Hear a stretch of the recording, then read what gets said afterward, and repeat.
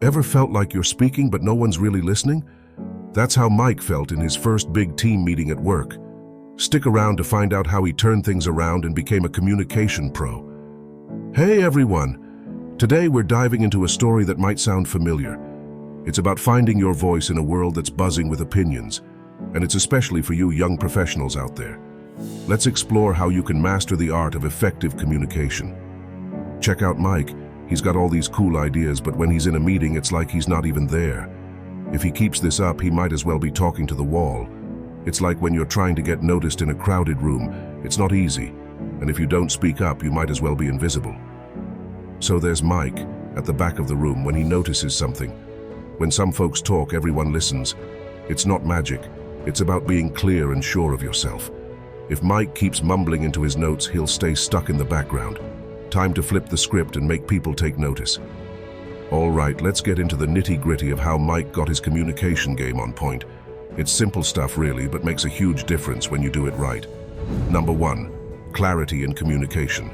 First things first, Mike figures out that talking straight beats going round in circles every time. Before he jumps into a meeting, he takes a hot minute to jot down the big idea of what he wants to say. This way, when it's his turn to speak, he's not throwing words into the air hoping they'll stick. He's like, here's my point, and here's why it matters. And you know what?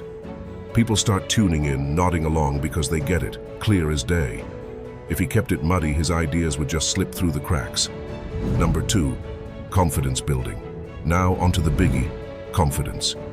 Mike knows it's not about puffing your chest out and pretending. It's about getting comfy with your own voice. So he starts speaking up more in his team huddles, even when his palms are all sweaty. And he doesn't stop there. He signs up for this local club where folks practice giving speeches. It's like a workout for his confidence. Every time he talks, he gets a bit bolder, a bit stronger.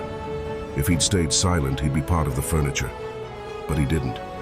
He's out there, getting his voice heard, making sure nobody can overlook him anymore. Number 3, practicing active listening.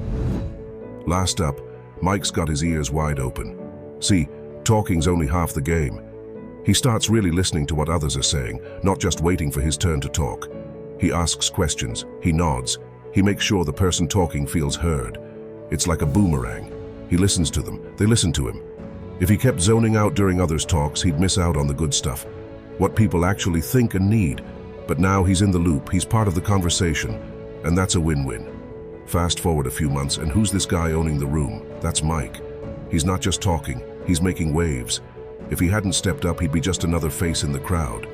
But he didn't just talk the talk, he walked the walk, and now he's the one calling the shots. Like Mike, you can transform your communication skills. It's about taking small steps and staying true to who you are. Remember, effective communication is a skill you can learn and master.